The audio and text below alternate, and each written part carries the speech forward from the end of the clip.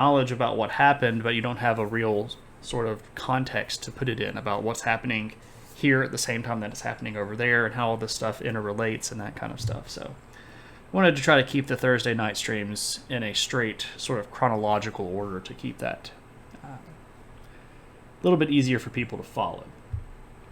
Yeah. So as always, our title is some sort of goofy little joke that I'm trying to make. And the title is You Don't Joe How It Feels, which is a reference to my favorite Tom Petty song ever. I'm a big fan of Tom Petty. May he rest in peace. Great musical artist. So, there you go. I don't know if you've ever listened to Tom Petty. Maybe you should give him a listen. Alright. So before we get fully kicked off, I do have a couple of announcements. Number one, I have added some new point things. So if you look directly below your chat, which is sort of in this corner down here, I think, you'll see a little picture of the adventure hat. And you will have adventure points. And you accumulate those basically by sitting in the room, following gets you points.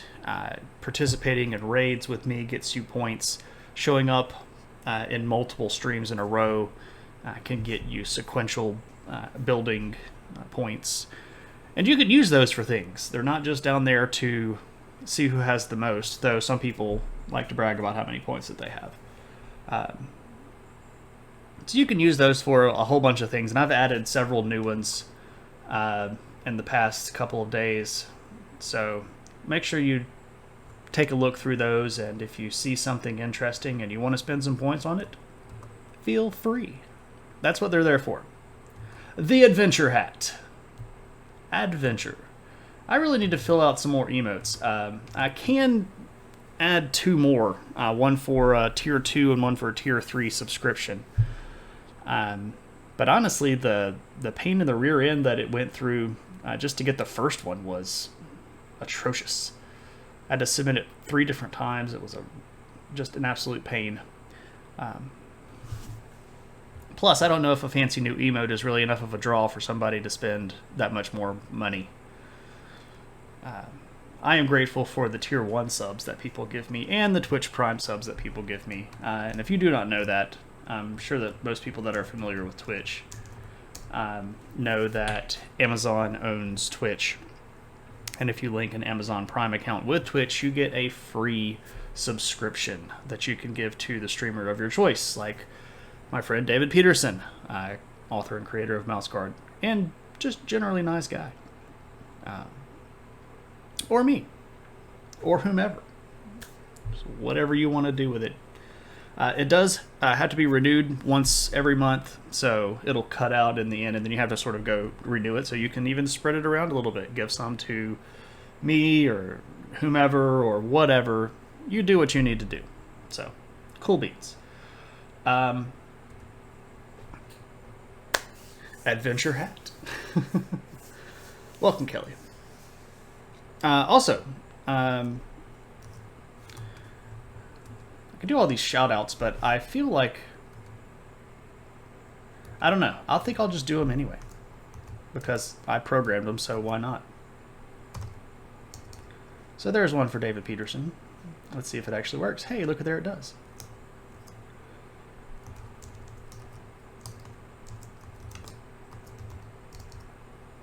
There's one for Kelly.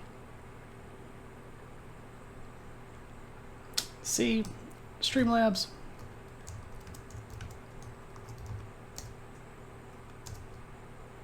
Hey. There we go. Both Kelly and David stream traditional art. David does do some digital coloring every now and then. Well, not every now and then, fairly regularly. But if you want to watch some cool art and hang out with some cool people, go give those people a follow and check them out next time they're online. Cool beats. All right, so I was actually kind of stuck earlier in the week trying to figure out exactly what I wanted to do tonight. I didn't actually settle on a topic all the way until, believe it or not, yesterday morning. Part of this is because the timeline that we have been following hits a big roadblock. Right around the end of that Bronze Age, when everything falls apart, the world in Western Asia, what we call today the Near East, Western Asia, Northern Africa, Mediterranean, southern coast of Europe, that world really does fall apart. And so I was wondering, like, how do you cover almost 500 years of nothing? Like, and here's Egypt. What do we know about that? Not so much. Here's Greece. What do we know about that? Little to nothing. That would be like a 10-minute long stream, right? So I talked to my wife, and she actually pointed out some good things that I'm going to hit in just a second. Then I thought, well, maybe we should go over and talk about India, because we haven't talked about India in a little while. But the contemporary period of India is really, really, really confusing. And just to be honest, I don't know enough about it to feel comfortable talking about it on stream. It's very, very moving around, but I feel like it's worth even saying that, so we'll hit that for just a bit. And then I settled on China, because except for Tuesday, I missed Tuesday. I'm missing the joke, KP. I'm sorry, man. Or the point. I don't have the context for that. So anyway, on China, we can actually continue stuff. There is a big civil war. There's a whole bunch of crazy stuff that happens, but China actually continues on. We haven't talked about Indochina in a while, except for Tuesday. Well, yeah, see, that's way out of historical context, though. The Khmer are almost 3,000 years after what we're talking about contextually with the Bronze Age stuff. But I get your point that we talked about Southeastern Asia earlier in the week. Not contiguous history, though. So we're going to talk about China, but we're going to hit a little bit of this stuff along the way just to make sure that I really kind of get the impact of all of this stuff. So I want to show a picture of what we looked at the very end of last stream, and that is this map that shows the collapse of the Bronze Age. All right, and again, what we're looking at here is all of these movements of people. You have Dorians and Libyans and Sea Peoples and Thracians and all of these people moving around, and you see all of these big cities that get destroyed, represented here by the little fire, these little fire emblems here, not designating that everybody in Ugarit dropped a brand new single that is fire. That is actually their city got burned down to the ground. Much less interesting and much harder to share on YouTube. Or SoundCloud or whatever you choose to drop your hit singles on. But the purpose here that I want to show this again is just to really reinforce the concept of how much collapsed at the end of the Bronze Age. So if you look at all of these big cities here that have all of these like flaming spots here, like Carchemish and Tarsus and Alalak, these are cities that had populations of more than 50,000 people. And these big cities over here in Greece, like Pylos and Mycenae and Knossos, were cities that had probably around 30,000 people. And like if we just take the case of the city of Mycenae, Mycenae collapses at about 1050 BC, at the collapse of the Bronze Age. And there is not another building erected at that site until about 600s BC. So for over 400 years, no one builds anything at a city that used to have 30,000 plus people in it. If you look over here at Hattusa, the capital city of the Hittite Empire, that city was enormous and probably had a population of upwards of 50,000 people. When it gets destroyed at the collapse of the Bronze Age, no one ever lives there again. It's completely abandoned. When you look down here in Egypt, you see all these battles that they're fighting with these invaders. And the Egyptians did hold out, I guess, fairly well. But at one point in the third intermediate period, which starts right around 1050 BC, there are 4 different people all claiming to be pharaoh, and there are 4 different capital cities of the Egyptian world. You have one capital over here in the Western Delta, one capital in the Eastern Delta, one capital here at Memphis, and then another one down here at Thebes. And all 4 of these people that are ruling these cities all claim to be pharaoh at one time. So this is the 23rd, 24th, 25th, and 26th dynasties. Those are all happening at the same time. That's how divided and fractured Egypt had become. Yeah, real estate prices are going down fast. The city of Troy, right over here, gets destroyed at around 1050, and it's not reoccupied until 200 BC when the Romans showed up over there. So that's like over 800 years of abandonment. Like, this was a really, really bad collapse. There is no more central authority in Greece, so the Mycenaean culture completely evaporates. There is no more central authority in Turkey. All of this region just falls into individual kingdoms scribbling over each other. The same thing is true for the region of Syria. Now, the kingdom or the empire of Assyria is still going to hold on to a little bit of territory right in here, but that's about all that they have for, again, hundreds of years. And most importantly, the trade that had become so basically the symbol of the height of the Bronze Age crumbles. Trade was stretching for almost 2,000 miles across this Near Eastern world, bringing stuff from the Persian Gulf all the way over to Greece, and from Central Asia all the way down to Egypt. And that just stops. It just grinds to a halt. It's like one day there's international trade, and then within the span of one person's life, it doesn't exist anymore. This looks disturbingly like the late 300s BC.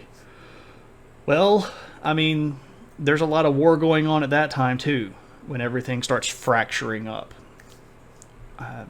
But that's sort of the second round of the world. That's the kind of transition from the classical age into late antiquity. Well, no, that's a little bit too early for that. I'm trying to get ahead of myself because I really like that kind of stuff. But what I really want to emphasize about this collapse of the Bronze Age is that it's really bad. Civilization, as those people knew it, ceases to exist. Central authorities are gone. Taxation's gone, which is good for them, but taxation is replaced by raiding parties of marauders that ride up into your city and steal everything that's not nailed down. Your buildings don't get repaired, so if the walls of your city come down, they might just stay down, and people completely abandon the city because it's it's not defensible anymore. Well, taxation is theft, and theft is theft too, though, right? Plundering and looting is also theft. So, raiding me and pillaging my home is theft. Exactly. But this collapse of the Bronze Age is a big, big deal. It's like Mad Max level chaos, minus the people in leather and shoulder pads. You know? So that's why it's hard to talk about the period of time from about 1000 BC to probably around the 800s or 700s BC in the Near East, because we really don't know a lot about it. Our timelines get really confused. We don't know a lot about what's going on. What is Australia doing at this time? That's a great question. They're hanging out and being really cool, and they're still in a Stone Age culture. I've actually thought about doing a stream on Australia and talking about the Aboriginal people. I might actually do that as a bit of a, I don't know, that might be a good viewer request stream. I like the Aboriginal people of Australia, though. They have a lot of really cool mythology and a lot of really neat culture, and they're some of the best survivors in the world. I invoked Mad Max, so hey, that was fair. That was absolutely fair. So the Near East falls apart, and it falls apart hard, and it collapses real big. So there you go. Now, what about India? Because where we last left off talking about India, we had mentioned the Dravidian people showing up, and they had conquered a whole bunch of the Aryan people had showed up around 1200 BC, and they had conquered most of the Dravidian people that had lived there natively. And I mentioned that they set up a lot of kingdoms. And when I say a lot of kingdoms, I mean a lot of kingdoms. So let's talk a little bit about surviving the post-apocalyptic wasteland that is modern Australian outback, yeah. Where every creature was custom built by God to kill mankind. There's a lot of poisonous stuff and venomous stuff down there for real. Lots of things that are creepy and crawly, and dingoes eating your babies and all that stuff. But a very word for these, and they're not necessarily called kingdoms, they're called Janapadas. And I'm typing that, and I realize that you can't see it because I've got this image up. And what you can tell just by looking at... Oh, really? I'm offline already?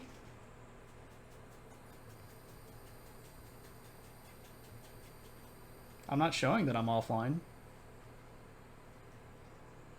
See, OBS never told me that I went down.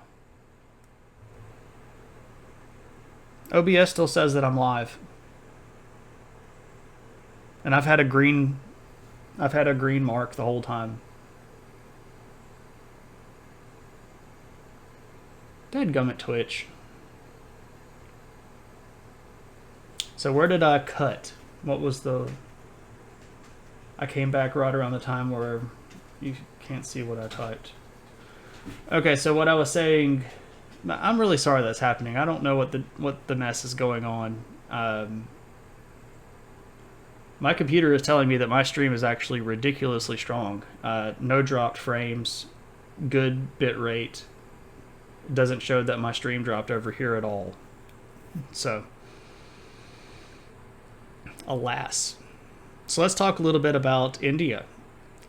I mentioned at the end of our last discussion on India that the Aryan people moved in and conquered all of the Dravidian people and set up a whole bunch of different kingdoms. And the image that I was showing here is a picture of a lot of those kingdoms. And not Nazi Aryans, different Aryans, actual Aryans, not what the Nazis claim to be.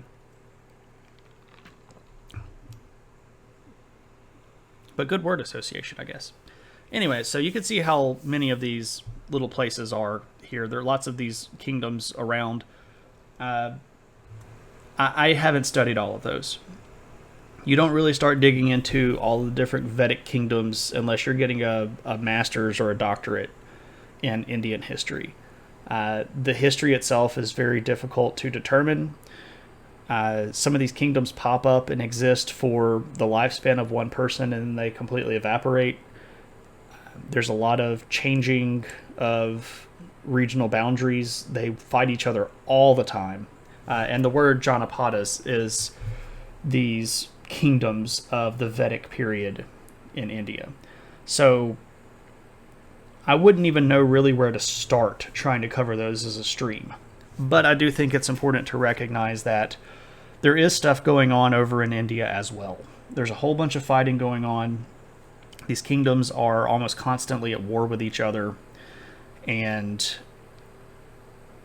we can just leave it at that. And I'm not trying to say that this isn't important history. I'm just trying to say that it's very convoluted history. And again, I don't know it comfortably enough to really get in there and give you the meat of it. So where does that leave us? Well, that leaves us with China.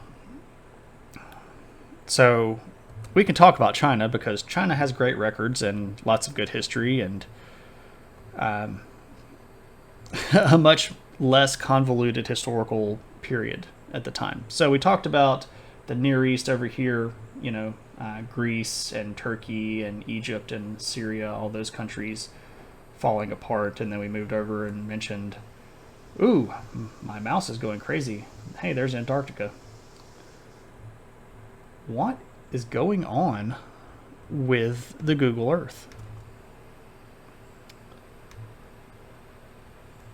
All right. Everybody still with me?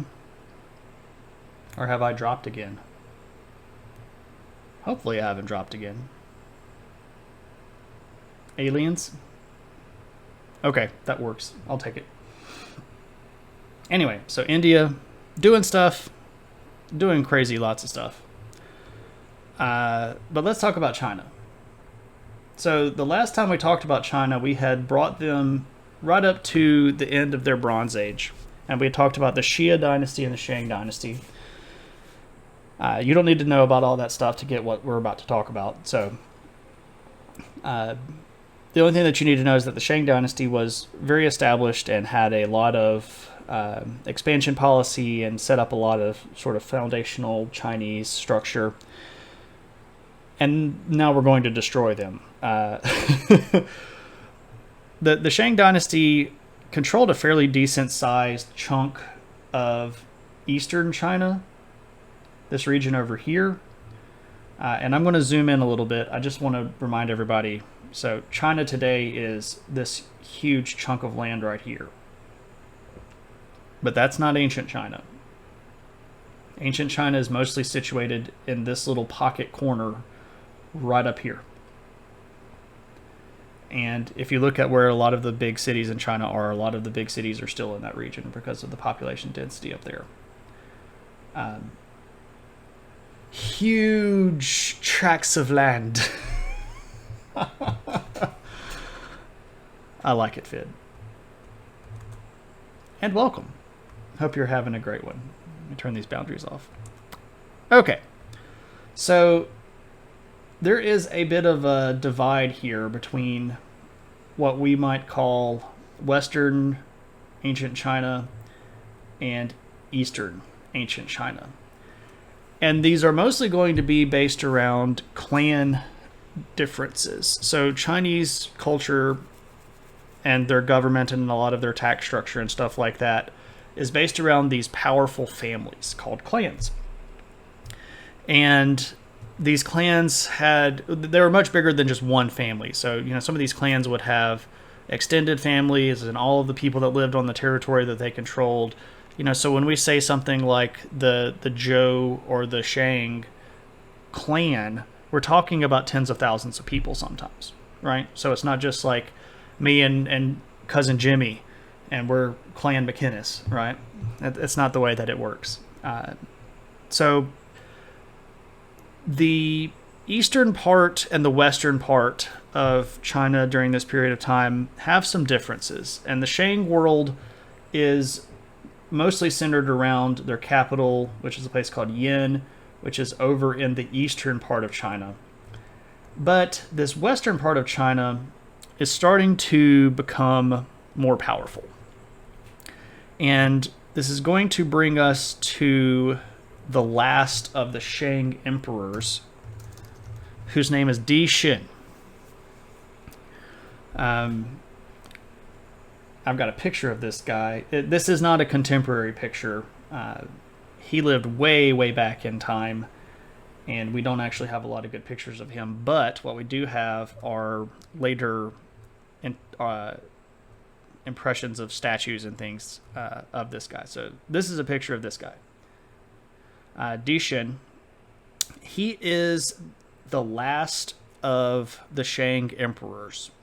So the Shang dynasty had been in control of China for quite some time, several hundred years. And this guy gets a little bit unpopular because of this rift between the clans. And this is going to be something that's very common in China. There are going to be periods of time where there's central authority, where there's one emperor that has a big area of land that's under his control, and there's going to be periods of time where these big families start pulling the fabric of the empire apart. And this is sort of the back and forth of Chinese history. Periods of really big consolidation and expansion, and periods of really, really brutal ripping apart and civil war. It is good to be the king. I was actually trying to find a way to make the title tonight some sort of Mel Brooks quote, and I wasn't having very much luck. I do like Mel Brooks films, though. They're quite funny. The particular one that is referenced here is from Robin Hood Men in Tights, a movie that I realized that I need to watch again. I haven't seen that movie in probably a decade, at least. It's time to watch Robin Hood Men in Tights again. I really like that movie. But all Mel Brooks movies are good. Lots of good goofball lines in there. Good stuff. In my heart, they share a similar place with Monty Python. Now, Monty Python, of course, is not the same as Mel Brooks, but I discovered both Mel Brooks movies and Monty Python sketch comedy and movies about the same time in my life. So these are like these movies are intertwined in my nostalgia. So I like them quite a bit. Mel Brooks streaming marathon. That might actually not be such a bad idea. I've been thinking about that. I've actually been doing a lot of thought and some initial setup on a Discord. So sounds like the waistline of my jeans expanding then ripping apart.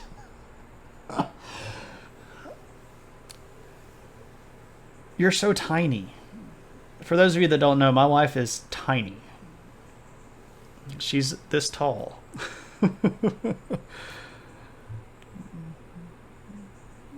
I don't think you're getting any bigger. You can affirm that she is tiny, yeah. Okay, so back to the dynasty stuff. So what's going on with the Shang dynasty? Oh, your husband and I just had a Mel Brooks marathon. That's this is getting into my brain. One of the things that I could do on Discord, by the way, is do a movie marathon and share the screen with the chat, and then we could do virtual MST3K kind of stuff in the movie as it's going along. I've also thought about doing this with Lord of the Rings extended editions.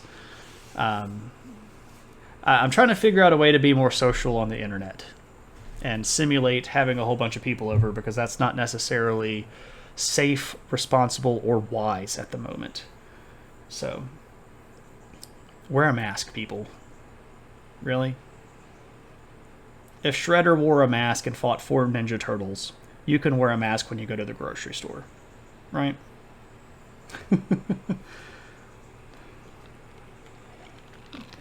I don't have a Blu-ray drive for my computer, KP. Those things are still way too expensive. So let's talk about China a little bit. I sidetracked there with pop culture, and that is perfectly fine, by the way. Pop culture references of all sorts are welcome, as long as they're tastefully done and we keep it at that nice PG kind of thing. Baby Lebowski. I don't know how Moses makes his coffee. Please inform me how Moses makes his coffee. He brews it. I don't know why I didn't see that one. That's well done. Well done, sir. Or madam. I don't know who you are. Well done, you. I now bring you these 10 commandments.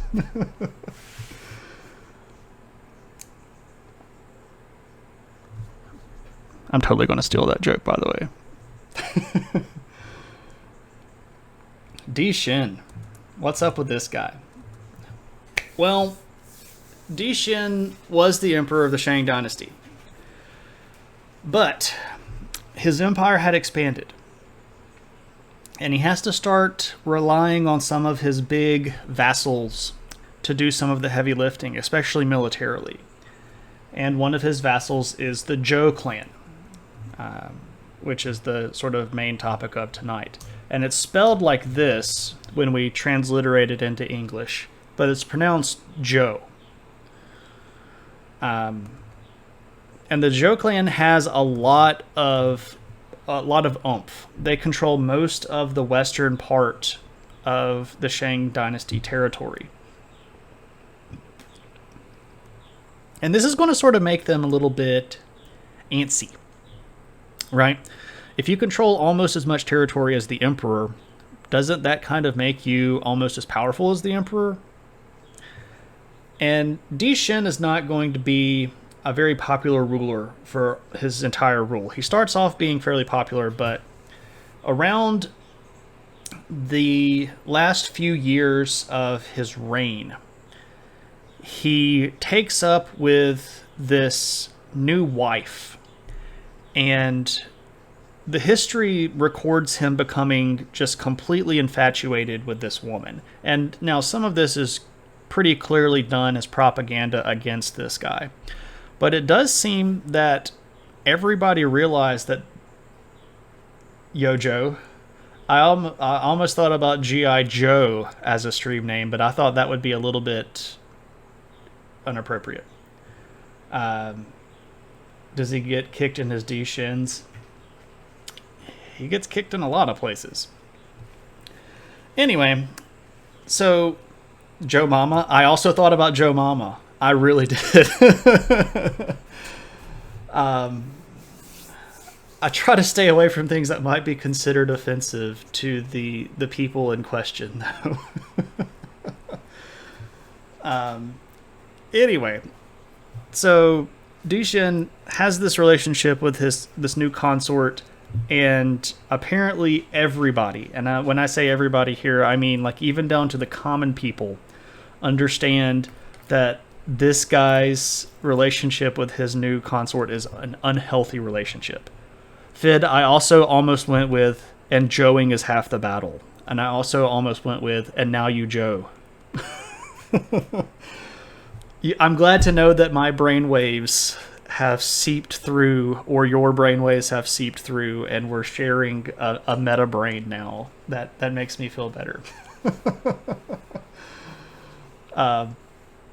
So the Zhou clan is going to take this opportunity, and they're going to say, the Emperor's getting kind of wonky over there, and it doesn't look like he has a lot of popular support.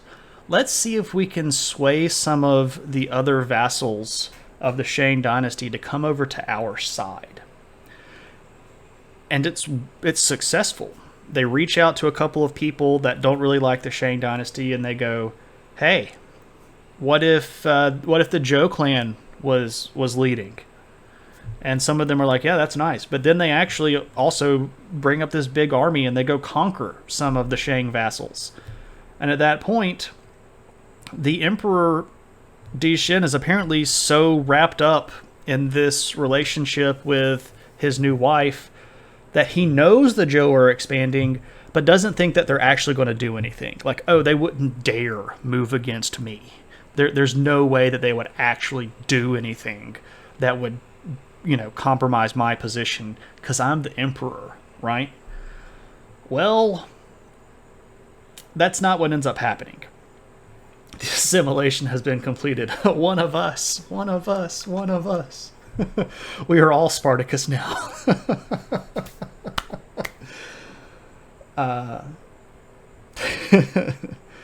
So this is going to turn really bad for Di Shen under the rule of this guy. Let me show you a picture of this guy. So this guy's name is King Wu. And I'll type his name up when we get done looking at his photograph. He is the king of the Zhou clan. And he is the guy that had been working, actually he and his father both had been working to sort of expand the Zhou territory.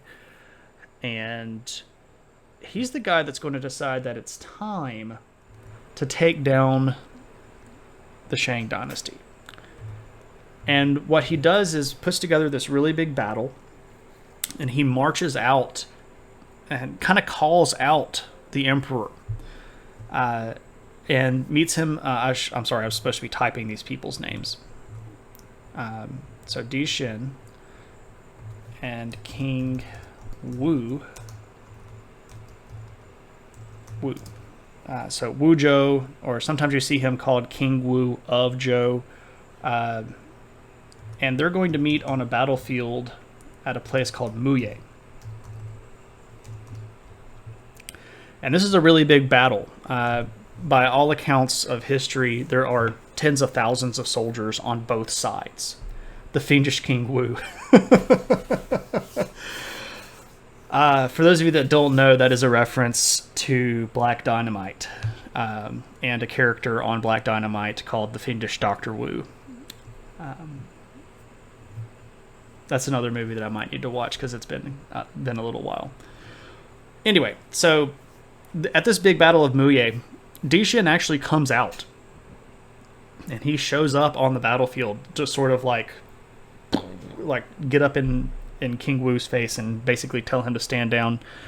And Di Xin had recruited all of these people. The sources say that he had like 200,000 men. That's probably an exaggeration, but it's probably not so far exaggerated that it wouldn't be plausible. He had a really big army, and he had apparently recruited all of these peasant people from the capital city and even brought up a lot of his slaves to fight in this giant army. And they show up at the battle site, and King Wu sort of like gives this really big famous speech, and this is actually recorded in a lot of the Chinese history. So he gives this big kind of impassioned speech, and he's like, "Is this the person that you want leading you?" And at that moment, a lot of the Shang troops betray Di Xin and run over to the other side of the battle, which of course is devastating for Di Xin. The Battle of Muye wins a resounding victory for the Zhou tribe, or the Zhou clan, and Di Xin is both pushed out and ends up dead. And this is going to be a brand new empire. And this is going to be when the end of and this, by the way, happens in 1046 BC. So around the same time that this big battle is happening with hundreds of thousands, potentially, troops at the Battle of Muye in 1046, the stuff that's happening over in the Near East is them all falling apart. Right? So the collapse of Mycenae and the end of Hattusis and all of those stuff that we talked about at the very beginning of the stream, that's what's going on over there. Meanwhile, a new dynasty is taking over and ruling in China. And these guys are going to be really advanced. They're going to push the boundaries of a lot of stuff. They're going to have quite a bit of power. And they're going to last for a very long time. Now, we're not going to cover the entire Zhou dynasty tonight. What we're going to cover is what's referred to as the Western Zhou dynasty. And again, this comes from the fact that their centers of power are over here in Western China. So when King Wu wins this battle and becomes the emperor of China, he moves the capital. The old capital is pretty heavily damaged and looted. But he's going to build a new capital, a place called Haojing. And this is over in the west. This is in territory that would have been traditionally Zhou territory. It's a good thing he threw that fan sword before he came on screen. This is also a reference to fiendish Dr. Wu. So when the Zhou dynasty takes over, they clearly want to have a more stabilized capital, so they move the capital city out of the eastern part of China, which would have been the Shang homeland and sort of the Shang stomping grounds, and they move that over into western China, where they are much more in power, where the majority of their armies and vassals are, and where they feel more comfortable doing business. So there you go. King Wu has a pretty long rule for a guy of his, sort of lifespan. And when he dies, there's going to be some difficulty, because a lot of people didn't really like the way that the Zhou were reorganizing stuff, and we'll talk about that a little bit more in depth in just a second, once we sort of get through the historical narrative. So a lot of the Zhou reforms weren't going over so well, and this was ticking off a lot of the other clans, and the remnant of the Shang clan was really, really upset with all of the stuff, because of course they're going to get punished really, really badly, right? And when Wu dies, Wu has a son named Chang, who actually becomes king.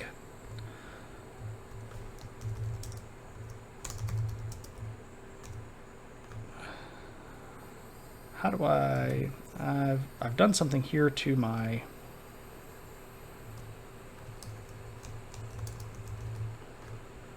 Let me shrink that so it fits on one. Still not. What about 55? There we go. King Chang of Zhou.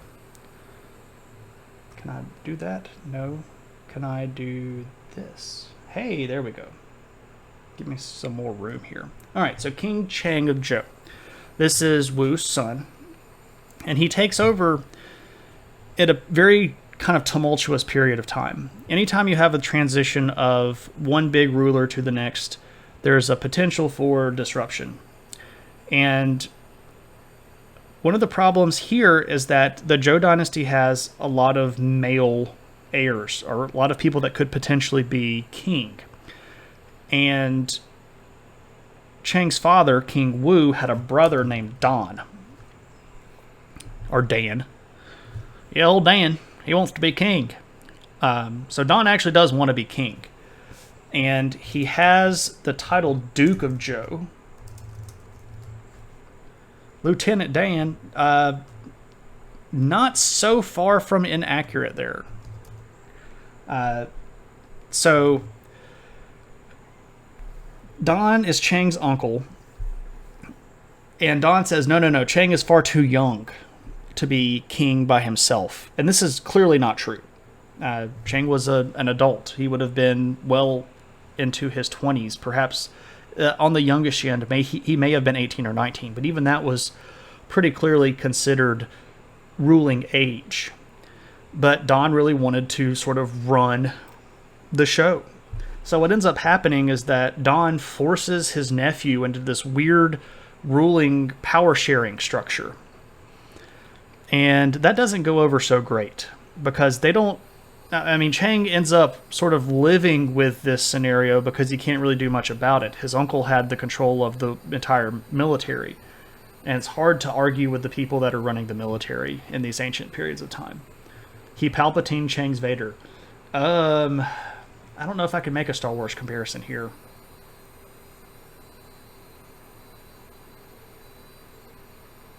Yeah, that'd be hard to do. I don't know if I can... I mean, he definitely usurped power. But I don't think Palpatine was ever in a subservient position of Vader. So that doesn't completely lie over. Unlimited power. Anyway. Sorry for quoting the prequels. Sidious to Tyrannus. That's closer. So this is Don, Duke of Zhou. And he starts trouble. Now, there was trouble already. Out in the eastern part of the Chinese world, the remnants of the Shang dynasty, some of his other brothers, so this would be King Wu's other brothers and King Chang's other uncles, make this union of sort of baddies.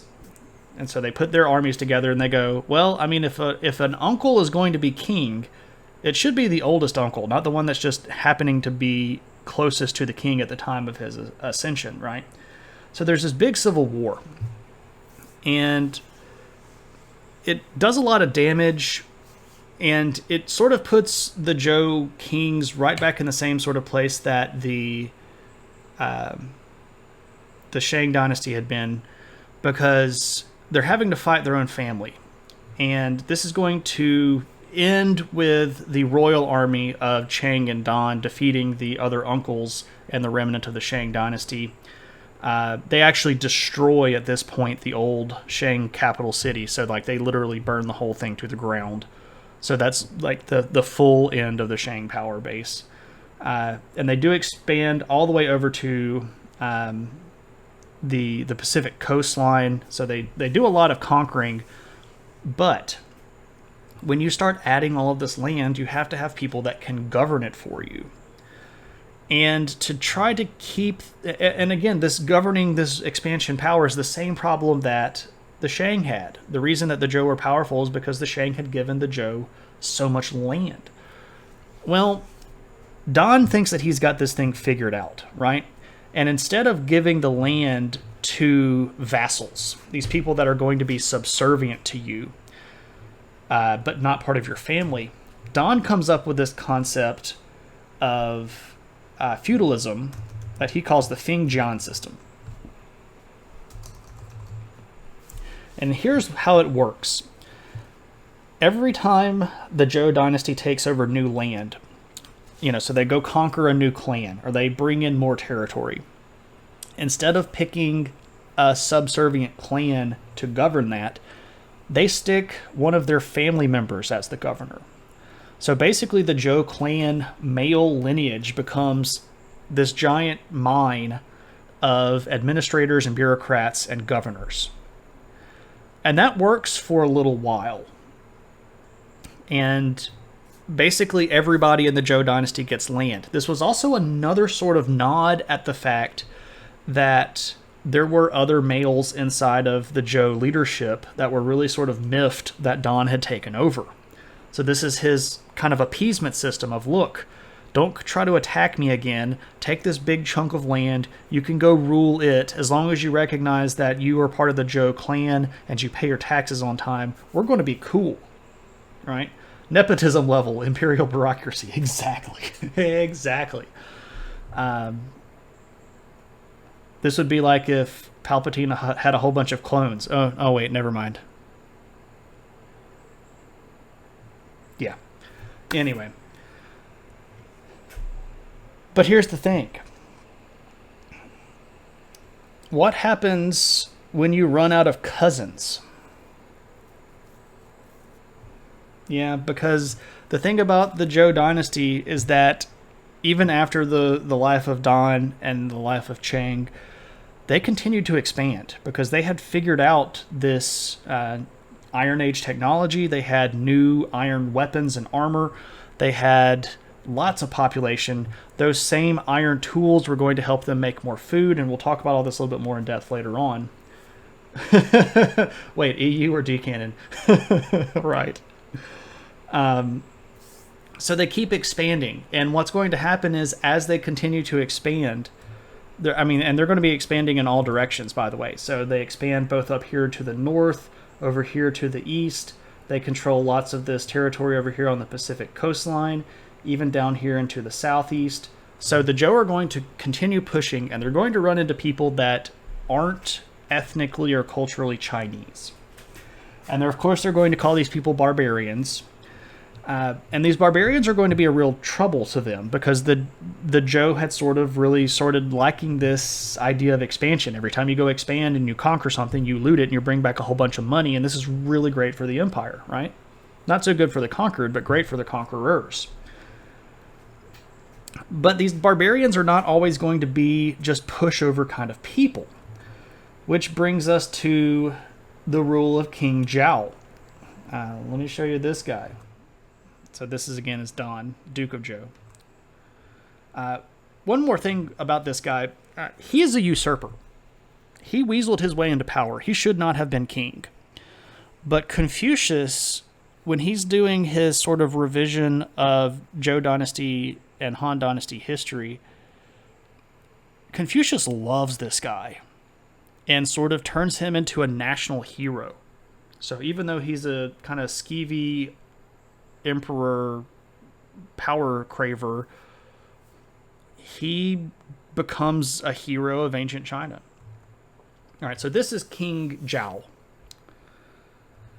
Zhao is one of these guys that is super interested in expanding, and he was on sort of a hot streak. Sounds like every empire ever. Yeah, pretty much. You expand too much and then you collapse and you goof stuff up. So, King Zhou. So, Zhou had, again, he had conquered a whole bunch of territory. He had really done a lot to sort of bring in some regional areas under direct control of the Zhou family, not just under vassalage control. But he gets really antsy. And in 957, he's going to take a really big army up to the north to try to handle these barbarians of the north. And they not only capture him, they kill him, and they wipe out big chunks of the Zhou army. Tens of thousands of people either get captured, sold into slavery, or killed. And this is big, because what happens when you lose giant chunks of your military, your leadership? The generals of a lot of these armies were Zhou men, right? They were governors of some of these territories that had been spread out under the Fengjian system.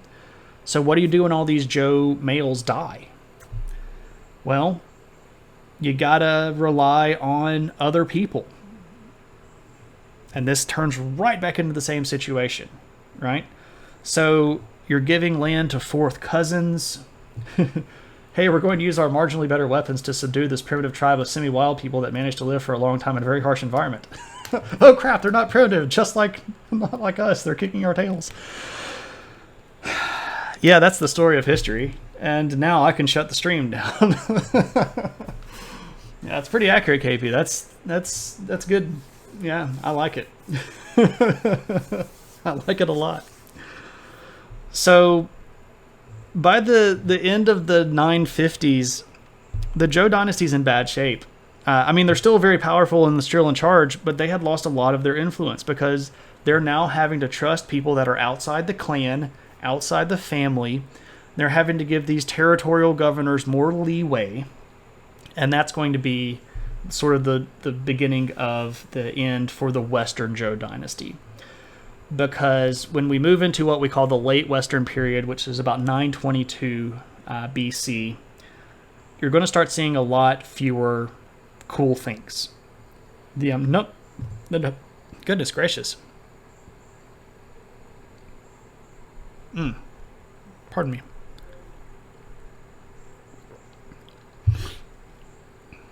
Okay, there we go.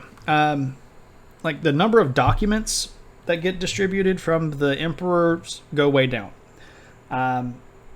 You see lots of internal issues where some of the letters that do survive are describing how all of these different vassals are picking fights with each other and picking fights with the emperor.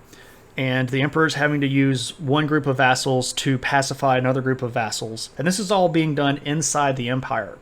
This is not including the problems that are happening because their borders had expanded and they're pushing against all of these non-Chinese people that they call barbarians, right? And this is going to be a big problem, which brings us to a guy named King Li. King Li ruled from 877 BC to 841 BC. This guy was... he was in a bad spot, all right? The Zhou dynasty was running out of money. When you're having to fight constant wars, it gets really expensive. And one of the things that was happening is that people were withholding their tax money. Because if you were a big enough vassal, when the emperor said, give me your money, you could just say no. And then the emperor has to decide whether or not it's worth going to fight you to get the tax money, or whether it's more expensive to just let you hold on to your money. But what this is doing, it's eroding and it's undermining the legitimacy of the central authority, right? King Li here tried to fix this by basically jacking up the taxes on the people that were most loyal to him, because he knew that these people would pay it, and he thought that if he leveraged them basically to the hilt, that he could get enough money to pacify and re-centralize everything. But the problem was he didn't spend the money that he picked up very well. he made a lot of strategically bad decisions, and he picked a lot of fights that were better left unfought, and he wastes a lot of the tax money. So not only is it hurting the people to be taxed so heavily, they're also not really getting anything from it, right? So it's one thing to get taxed really heavily and get something from it, but then it's another thing to tax a whole bunch of people and then give them nothing and say, oh, this is to pacify this nation, and then you don't get it. Invested in vaporware mobility startups. Yeah, this is like pets.com. It just pops the bubble. King Lee gets so unpopular that his own people, like the closest people around him, actually get pushed out of the capital city, and he is forced to rule in exile. And that itself is just, well, you could see how dumb that even sounds. Are you an emperor if you're ruling in exile? No, you're not. Now, the thing is, they don't kill him because he's still the legitimate king. And what happens is that there's the guy that's a regent that kidnaps Lee's son, the prince, and basically puts this kid into hiding and holds this kid in secret until Lee dies. And then this regent, can we exile our current one? If we are going to hold up this metaphor, somebody would have to secretly kidnap... okay, so Agent Jimmy, the FBI agent who's forced to watch my stream to make sure that I'm not being seditious, this is a hypothetical situation, and this is not actual real. So if we are to hold up this metaphor, somebody would have to basically hide Junior away from Dad and kick Dad out, but Dad would still be president until he died.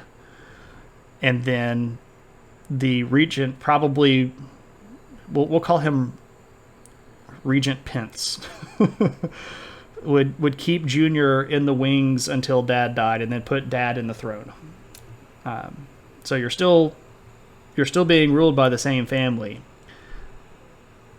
just not necessarily in the same way. Yeah, so there you go. And welcome, Daria.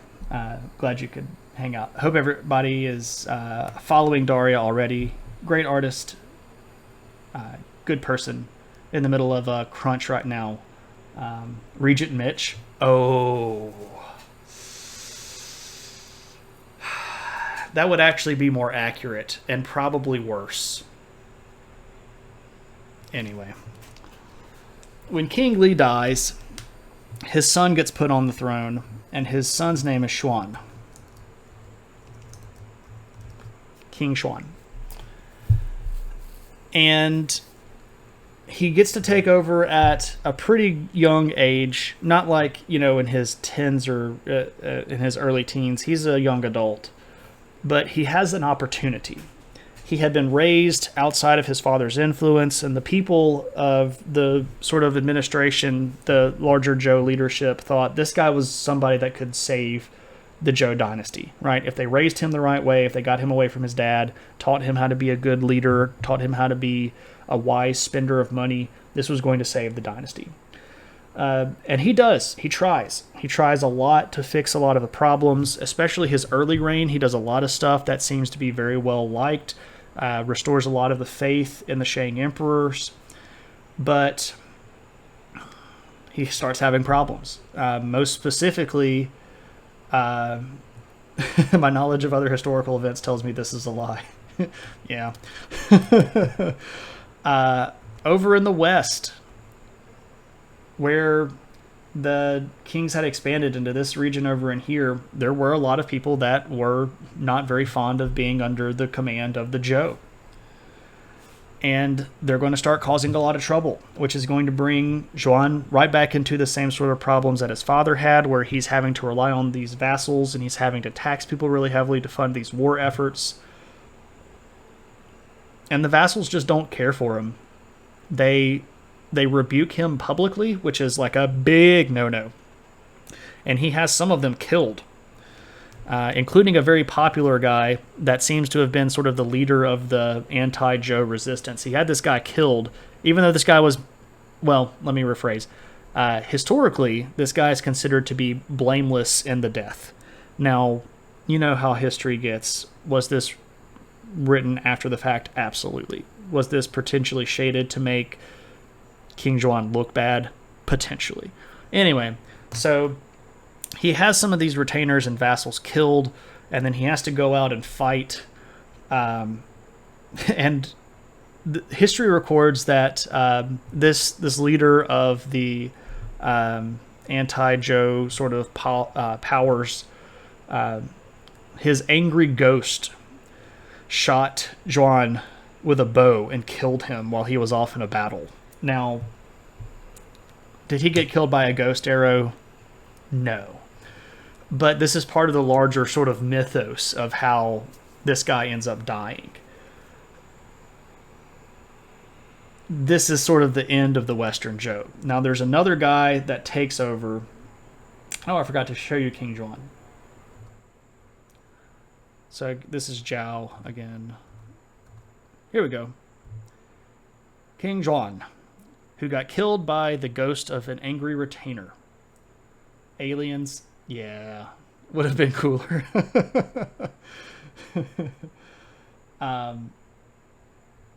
Yeah, probably so. But what are you going to do? So we end up with the last of the Western Zhou rulers, and the last of the Western Zhou rulers that we'll cover tonight. And his name is King You. And it's not like yo, it's yo. Yao. There you go. Just like Joe. Anyway, so King Yao, he's going to rule from 781 to 771. Yo! He's got a lot of trouble. There are lots of people within the Zhou dynasty that are trying to kick his family out of power because of how badly King Zhuan was and how bad his the last king before that, King Li, was. They're trying to replace the sort of leading emperor line with a junior family line that's matrilineally descended instead of patrilineally descended. There's a lot of big issues here. And early in his life and early in his reign, he marries for political stability. He marries one of the sort of rival claimants to the throne's daughter so that they could sort of make this arrangement. Like, look, I'll marry your daughter as long as you don't cause trouble against me. That way our son, you know, your grandkid, my son, will be a mixture of both of our families and he'll take over. This is very common in the ancient world, marriages of alliance. But the problem is that King Zhou really doesn't like this woman very much. And he has some kids with her, but he ends up divorcing her in favor of his concubine, who was not his legal wife. And that really hacks off his father-in-law, right?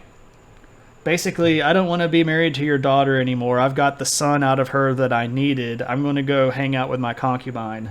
A marriage with favorable land treaties, right? So his father-in-law gets really hacked off at the insult, and his father-in-law takes a big chunk of the army and goes to the west and meets up with the barbarians out there and says, I want to get rid of this guy too. So let's all just go get rid of this guy.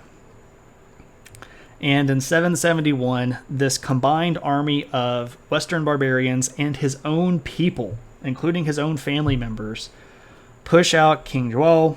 They kill him. They burn down the capital city of Haojing. And this is the end of the Western Zhou dynasty. And what ends up happening is the capital gets moved back over to the east, which would have been the old Shang region of power. Now, the Zhou dynasty is still going to be in charge because of, you know, there are Zhou descendants, but the power structure is going to shift pretty dramatically. And that's a good place for us to sort of halt our discussion of narrative history. And we can talk a little bit more about the culture and the politics of the Zhou dynasty, because they do reform a lot of stuff. It's not just the land thing. It's a lot of other philosophical and pretty cool ideas. So what's up with this Zhou culture thing? I forgot to show you this map. by the end of Yuo's reign, the Zhou dynasty had conquered quite a bit of territory. All right, so you can see where Haojing used to be. Up here again, it's in the east. This big chunk of land was theirs. But notice that you're starting to see these other... Well, I don't know if you all can actually see these or not. You're starting to see these other territories pop up, like the Yan and the Qi and the Song and the Wu and the Jing and the Chu. These big clans are going to be players. These are going to be people that have big armies, that have lots of power, that have lots of influence, and that are going to be pretty big claimants to the throne once the Zhou dynasty collapses. But that's for a few streams down the road. So, what's up with this stuff? All right, well, I mentioned back when King Wu, the first of the Zhang dynasty, or sorry, the Zhou dynasty rulers took over, that he had started a lot of reforms, and especially a lot of political reforms. And one of the things that is going to be really enforced is this thing called the Mandate of Heaven. The Mandate of Heaven. Well, here's how it goes. This was a sort of a formula where in the Chinese mythology or the Chinese religion, heaven, which is actually called Tian in Chinese, heaven was an entity. All right, so in like Judeo-Christian religion, heaven is this place you go after you die if you were good and followed the rules. But in Chinese religion, Tian, which is also sometimes spelled with a D, Dian, is an entity that is sort of the force behind all activity. It's sort of the prime mover, if you are familiar with that theological concept. And heaven would choose who it wanted to be emperor. And the force, it's a force that binds us, that's in all living things, yes, but it doesn't give you mystical powers. It just gives you the right to be king. Which I guess is okay power. I mean, you do get to be king, but it's not like moving things with your mind. You can't float C-3PO around and freak out the Ewoks.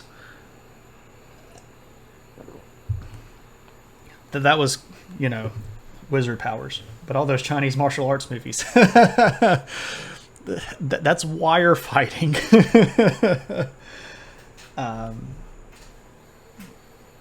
Crouching Tiger, Crouching Tian, Hidden... No, never mind.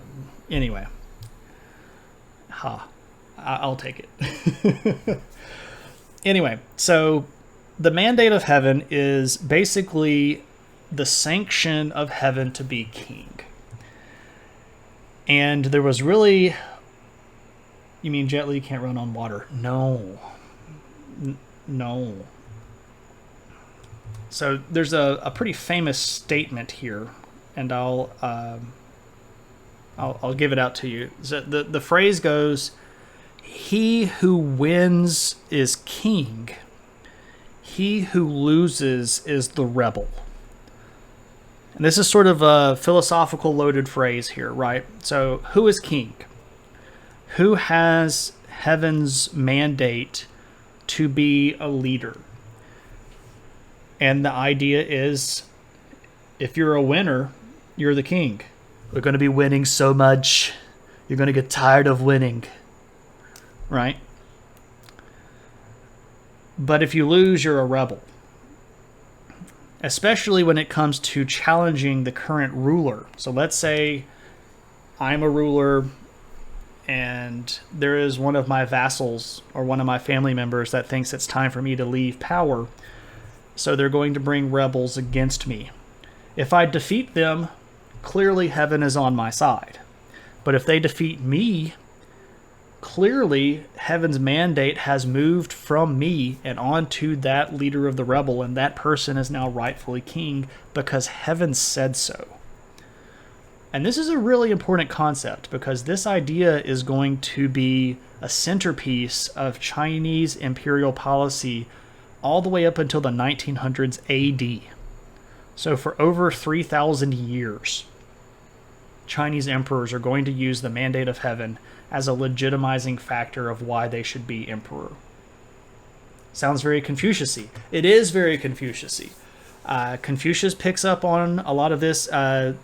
Confucius was actually born in the later part of the Zhou dynasty, in the Eastern Zhou period, what's called the Spring and Autumn period. And we will talk about Confucius, I promise. We'll give a whole spill on Confucianism. It's one of my favorite things to study in Asian religions, Confucianism. So this is a political idea, but it's also a religious idea. And we've talked time and time again in the stream about how as you're expanding and you're bringing more people into your sphere of influence, that this merging of religious and political power is a means to an end to hold on to imperial control. And this is not any different than what's happening here in the Zhou dynasty. So we've talked about the Finjiang, which is the feudal system. I'll put this back up. If I could spell it again. Finjiang. This is the Chinese feudal system. It's not quite the same as what you would think of. If I say feudalism, a lot of people would immediately mentally go to stuff like medieval Europe feudalism. This is not the same. It's a system that breaks down land, and that much is true, but it's not as fully developed and complex as either later Chinese feudalism or Japanese feudalism or European feudalism is. Feudalism takes place in lots of areas around the world, by the way. Feudalism is not something that Europe has a claim to universally. And the feudal structure in Europe wasn't actually as well developed as some of the later feudal structures, later meaning after what we're talking about right now. Roughly contemporaneous to Europe. I'm not saying this very well. Let me pause, collect my thoughts, and then try to say it again. So the level of technical superiority of feudalism is reached in Asia centuries before it's reached over in Europe. That's what I'm trying to say. But the Finjiang is not quite that level of fully developed. Mostly it's, I give land to my family, I punish people that aren't my family. But what happens when you're down to Cousin Jimmy, and that's the guy that nobody wants to invite to the family reunion, right? Do you give him lots of land? No. You give him land because Grandma says, you better give Jimmy land. And that's what ends up happening. So a few things about the Finjiang that are sort of interesting, not so interesting for the actual people, but interesting as a form of historical data. There was a lot of slavery in the Chinese feudal system. A lot of slavery. And these slaves were usually captured in battle and or were the populations of regions that had been captured in battle. So the Zhou dynasty shows up to your territory, takes you over. It strips all of the power of that region away from the locals, gives it to the Zhou leadership, and those people get tied to the land as agricultural slaves.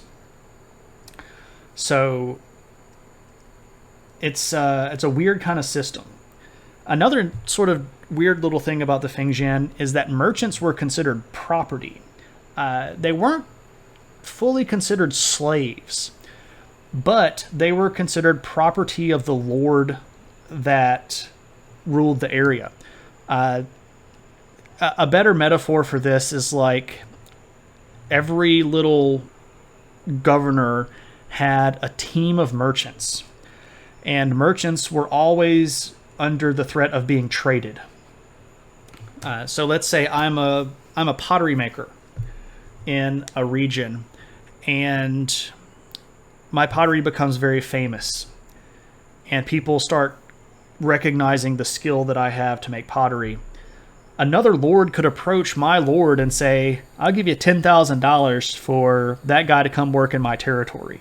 And my lord could sell me and say, all right, you got to pick up and move. You've been traded for a 4th round draft pick and $10,000, right? So this is not fully slavery because you were a free individual that could make money and make your own decisions and run your own business, but you didn't have full control of your life. And you could be picked up and moved halfway across the country just because somebody really liked the way you weaved that basket. But there you go. Another thing about the Fengjian is it's very agriculturally based, most like most feudalism, is the way to sort of wring money out of land. The Zhou dynasty is going to be an Iron Age technology. Now, they still use bronze, and a lot of the most beautiful pieces of artwork that they create are bronze casts. They took over bronze casting from the Shang dynasty and took it to a much higher level. And I'm now thinking that I probably should have looked up some Zhou dynasty bronze cast work to show you, and I apologize for not doing so. I was actually trying to figure out things that I could show. Like, I don't have pictures for all of these kings, and what can I show? I should have shown you Zhou dynasty bronze cast work. You can go Google that if you want to. There are lots of really, really intricately designed pieces, very beautiful pieces of art. But with this iron, they're going to be able to do more stuff.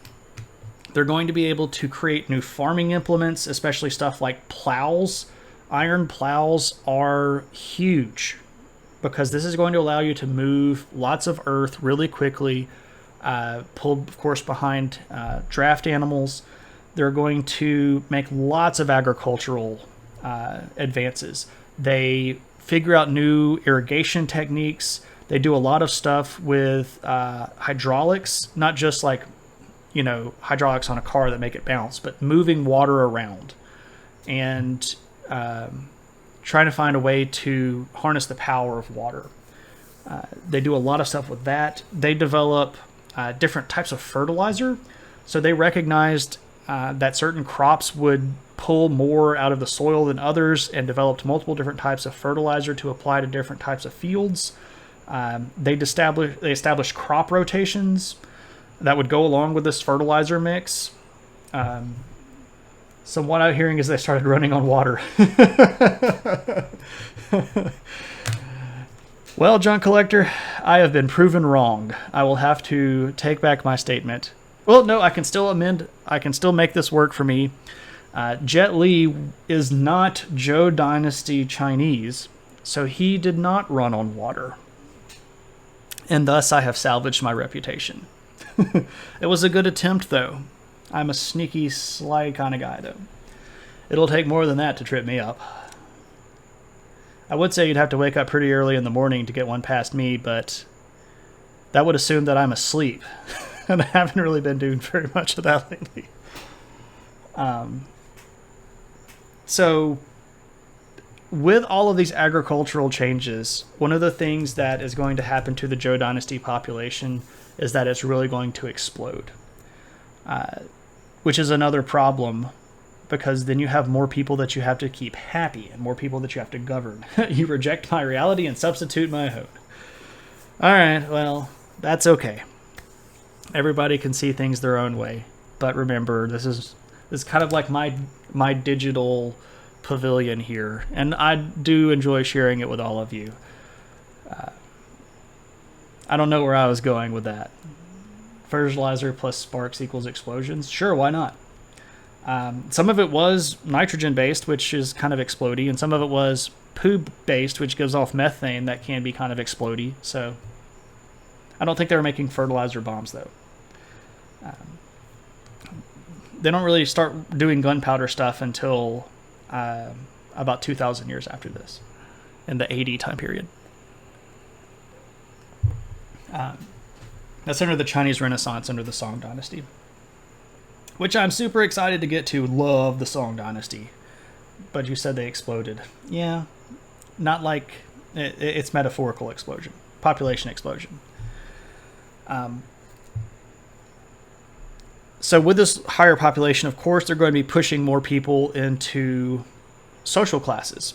And the social classes are going to be very delineated under the Zhou culture.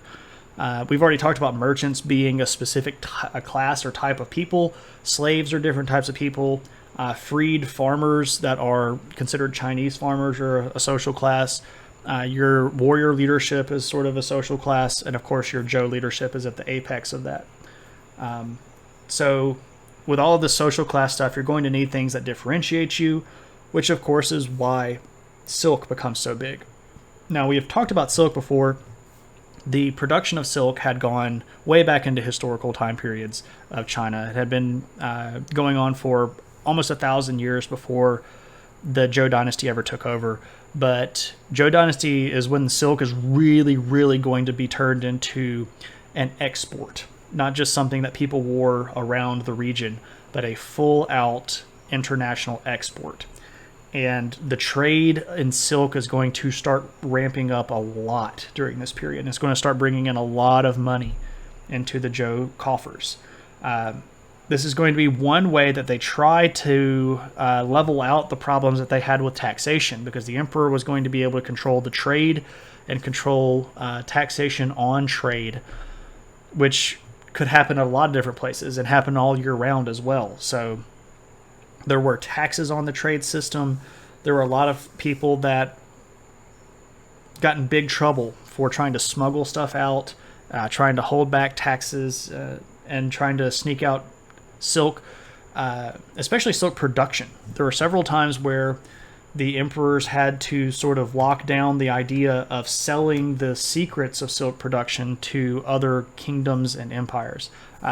During this period of time, the Korean peninsula is going to have some of its first organized people groups. And now that I'm thinking about that, we might want to talk about the Koreans a little bit. We might do that in a future stream, because they have a pretty neat culture of their own that starts sort of coalescing and organizing around the same period of time. And of course, the Koreans know the Chinese have silk and would love that, but you got to keep that stuff at home. You got to keep your trade secrets at home. Everybody knows that China steals trade secrets, right? They actually do quite a bit. They hack like crazy and steal all kinds of stuff that's copyrighted in China. Anyway, another thing that's really interesting and sort of unique in the ancient world to the Zhou dynasty brings us to 11 herbs and spices. I'd like to learn more about Korean history. Well, I just thought about that. I didn't actually think about talking about Korea, which is to my own deficit, because I actually quite like the Korean history. And with the rise of K-pop, I feel like maybe people want to know about Korean history, or whatever that. What's that big boy band? Something with a B. I don't know. The only K-pop that I really know is and I can't even say the guy's name now. The Gangnam Style guy, and I can't say his name. Your daughter does Taekwondo. I'm familiar.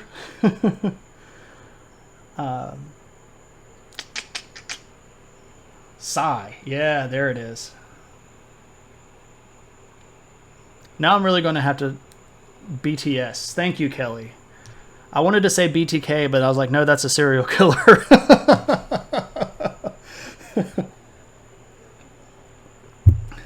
Okay, BTS. Yeah. There we go. We'll do some Korean stuff. I'll put that on the list. I'm kind of excited about that. DMX. X gonna give it to you. I actually like DMX. I like his older stuff. His older stuff better than his newer stuff. But that's my rap taste, and nobody cares about my rap taste. Anyway, I want to show you one more picture before we wrap up for the night. And that is this stuff. These are shells, specifically cowrie shells, that became a standardized form of currency in the Zhou dynasty. And this is a testament to how strong their economy was that they could establish a system of universal bartering costs across the entire empire, and they could use money. These shells themselves are actually not that expensive. They are marked in a certain way and distributed by only a certain group of people that had a sort of dominion over the value and trade of these, which was, of course, controlled by the central government. And these shells became a standardized form of currency. So you could sell everything that you had and move across the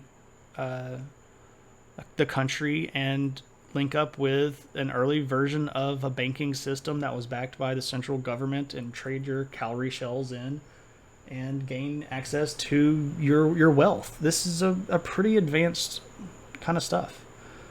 It's true, folks, the whitest guy in the world is a rap savant. I don't know if I would call myself a savant. Fan. Savant implies that I have an overwhelmingly a large amount of rap skill. And I don't necessarily want to go down that road because that's going to become the next weird thing that people poke at me all the time. It's like, when are you going to do this? I think I've already had that, actually. Kyle's already started bugging me about doing the history of rap in rap. Aficionado. I'll take aficionado. Ironically, in one of my master's classes that I'm taking right now, I am doing a project on the influences of Southern culture on hip-hop and rap. So I would love to teach a class, by the way, like a college course, like a semester-long college course on the history of rap. That would be amazing. And I've had several students that say they would sign up for that. I think some of them would sign up for it because they would think it would be really goofy to see a white guy talk about rap.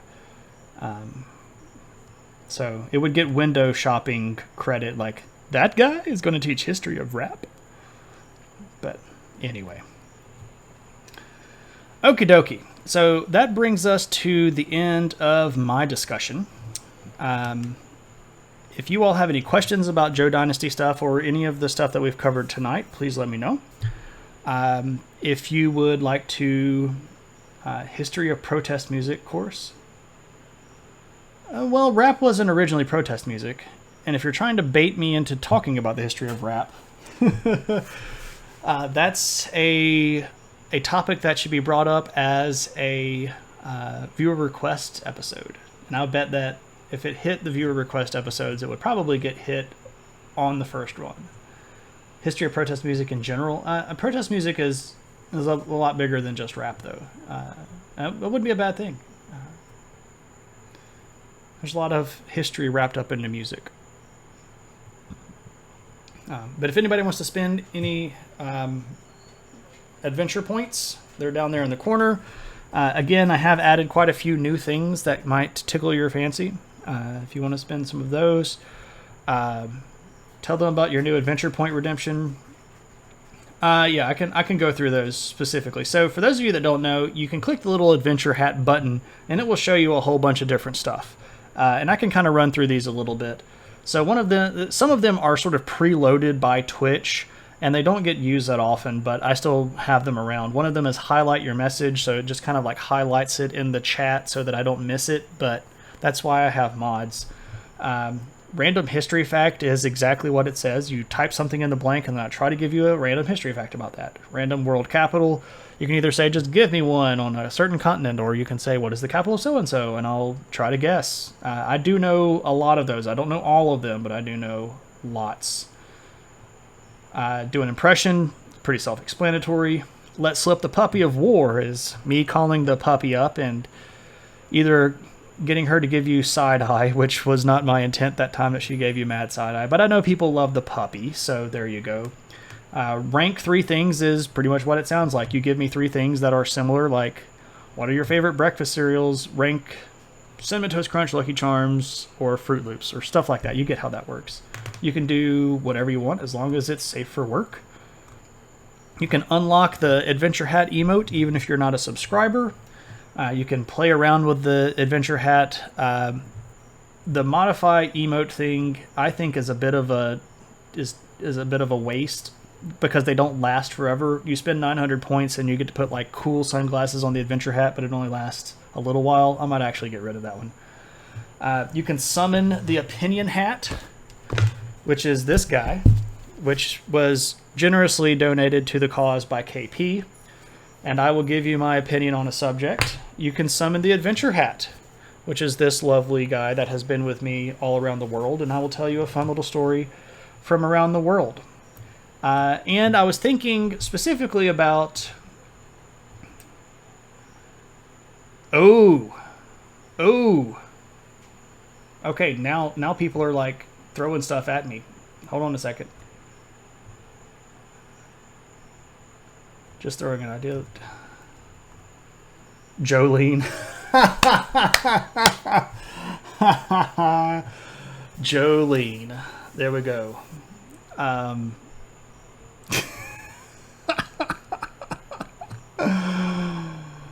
Oh, man.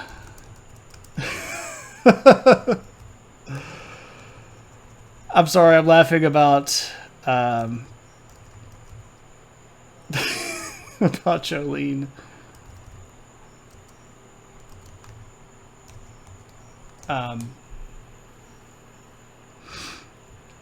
That's great. Okay. Do an impression of Ice-T. Okay. No. Okay, so now Ice-T as Detective Tutola is acceptable. Okay, so this is going to probably hurt some people. I don't really like police procedural shows very much. So I don't even know what I would give you as an Officer Tutola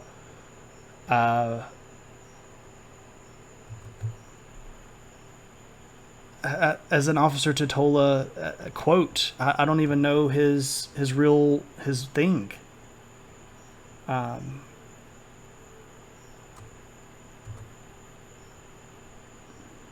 don't know where I would go with that.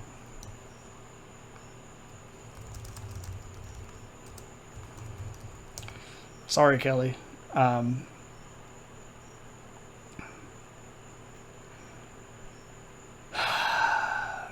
I do know his rap music, though. Oh, man. Give me a second. Let me put on the opinion hat and answer this, and then we'll maybe do some stuff. Okay, so the best rapper question is totally a loaded question because there's so many different things that have to go into this. The problem that we have with best rapper is you have to look at stuff like the power of the lyrics, the flow of the rhyme, the catching of the zeitgeist of the world, and it's really hard to do that. So at different periods of time, there have been different best rappers. If you say, like, what is the best rapper of all time, that's a difficult question because you're having to look at something that has, like, do you go on record sales? Because that's not even necessarily accurate. A lot of the best rappers sold crap tons of mixtapes out of their car trunks in Brooklyn, right? But those don't get counted as sales as we go today. So, like, there were probably multi-platinum hits because people were redubbing old cassette tapes in basements in New York and selling them to people. My favorite rapper, that's a little bit more easy to do. And I could give you summoned the opinion hat for the best rapper. So if I have to say the rapper that I think that has had, and I'll qualify all of this before I give you my answer, all right? So there is a rapper that I think has had some of the most influential music that caught the zeitgeist of the time, but also changed as time progressed. which is a mark of a good musician, of any good musician, right? As musical tastes change, you have to change with them to keep up. And when you change, do you keep up your skill level and your style level, and do you remain culturally relevant, right? So, who has the most impact at the time? Who has the most enduring impact? Who has a lasting effect on other rappers that people today still consider as influences for themselves, who changed with the times and was able to reinvent themselves? The only person that I can fall on with that is Tupac Shakur. Tupac's early work was right there on message with the revival of African roots of rap.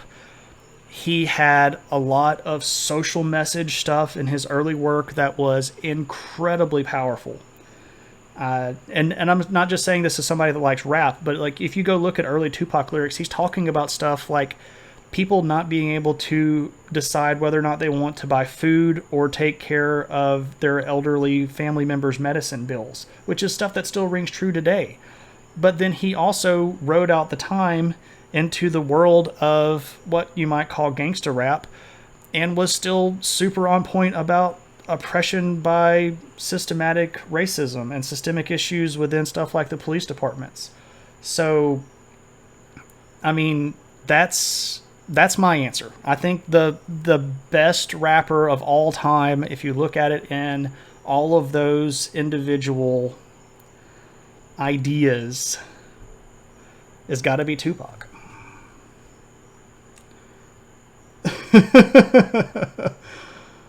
I know that was probably a lot more involved than people necessarily wanted.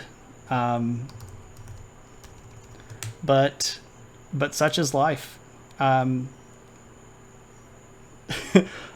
So before I get to the iced tea reference, I have found myself having drank way too much water, and I need to take a break. So I'll be right back, and then I'll do some stuff that'll probably get clipped that I'll never really live down. So let me take just a second of a break.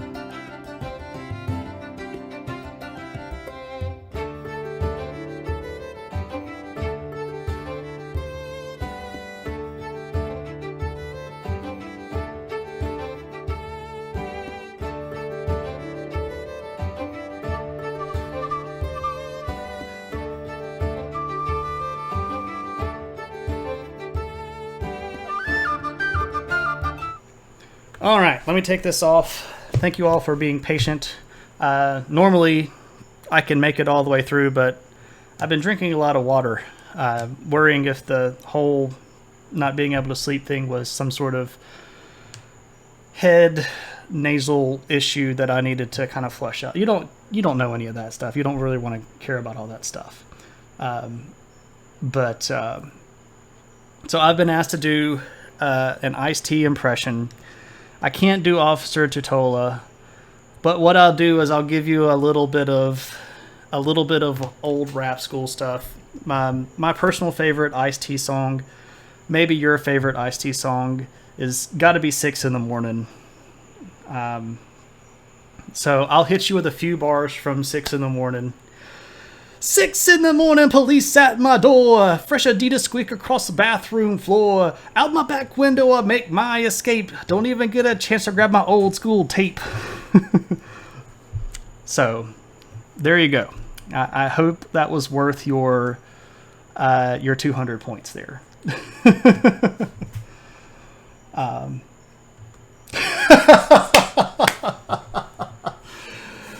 Oh, man. All right.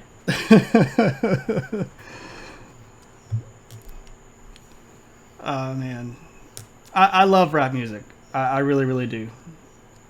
I am definitely white. I make no excuse about that. So there's just some old school rap. Thank you all for the kind words. You don't, by the way, you do not have to pander to my ego. It's already way too big.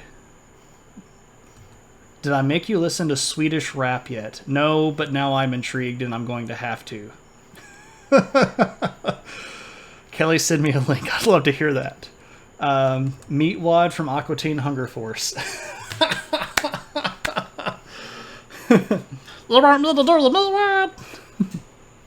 Brandon, what are you doing? I don't have a thought. Hey, he said he rules us. Just use the meat bridge. I love Meatwad. And now I'm being asked to call the puppy. Give me just a second.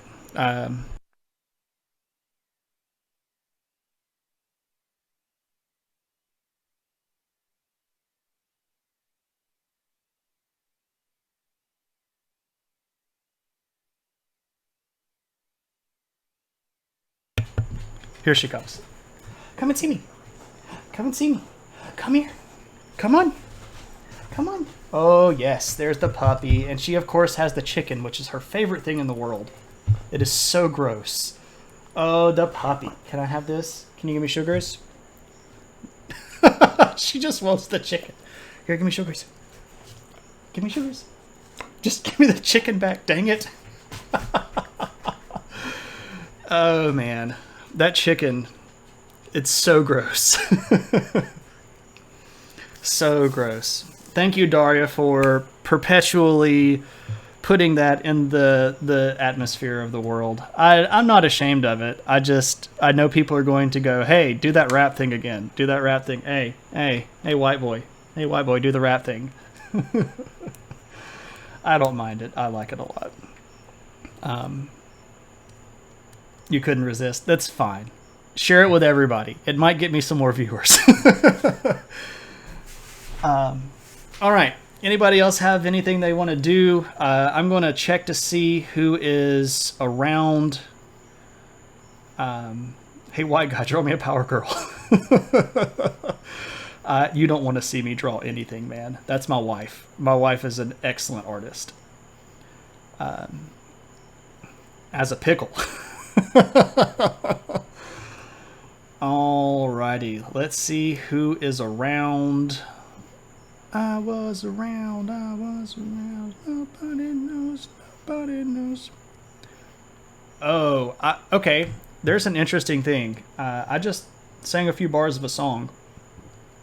I will attempt to give you channel points to see if I have this donate thing down right. If you can tell me the name of that thing that I just, or the origin of that thing that I just sung. And I won't do it again because then you'll go Google the lyrics.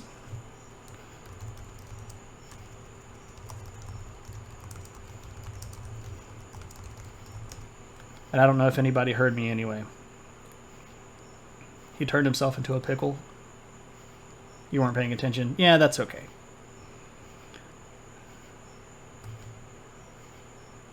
It was a song from a particular episode of The Adventures of Pete and Pete, which is one of my favorite shows from my childhood. Alright, apparently I don't have that set up the right way anyway, so it wasn't going to work. Apologies. Okay, ladies and gents, that means that it's time for us once again to pick a raid. Let me see who we can raid. You only hear about every fourth word with you anyway. Is that because my stream is lagging or because you've got other stuff going on? Hopefully it's not my stream is lagging. Like, my stream still says that it's doing really well right now. I'm still in the green. It still says that I'm live from when I first started. Oh, you just ignore me. Oh, okay. That's fine. I mean, I would expect nothing less from my oldest and dearest friend.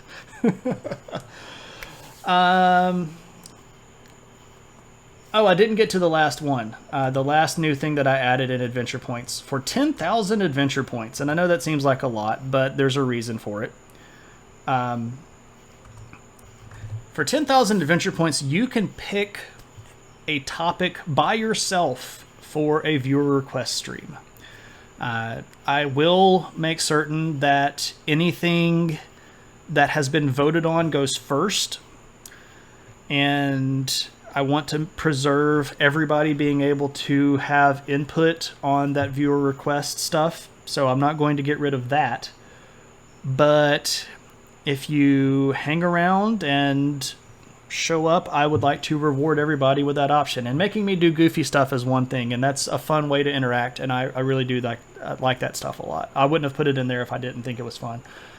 But if you hang around enough and get 10k points, I will talk about just about whatever you want to talk about. It needs to be safe for work kind of stuff, and it needs to be something that I think would be, I guess, culturally appropriate. For example, I'm not going to do something that's super racist or horrible.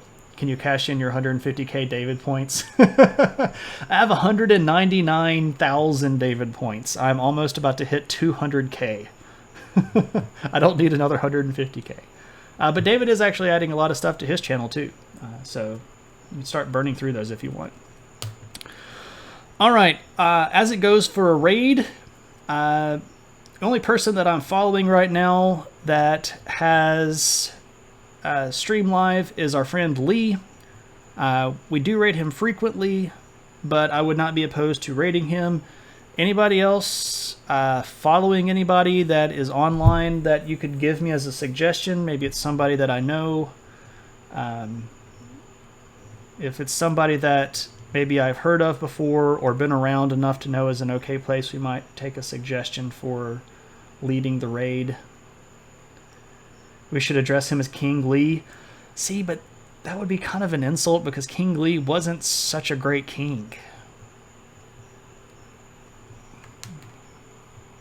He got kicked out of his own capital city and forced to live in exile. And then humiliated as everybody ran the country around him, even though he was supposed to be the guy with the mandate of heaven. And I like Lee. I like Lee, Art of Lee streamer a lot. And I don't know if that would necessarily be... He doesn't know that. Yeah, he wasn't in the stream. Anybody have any other ideas? If not, we can just pack up and raid Lee. I'm fine with that.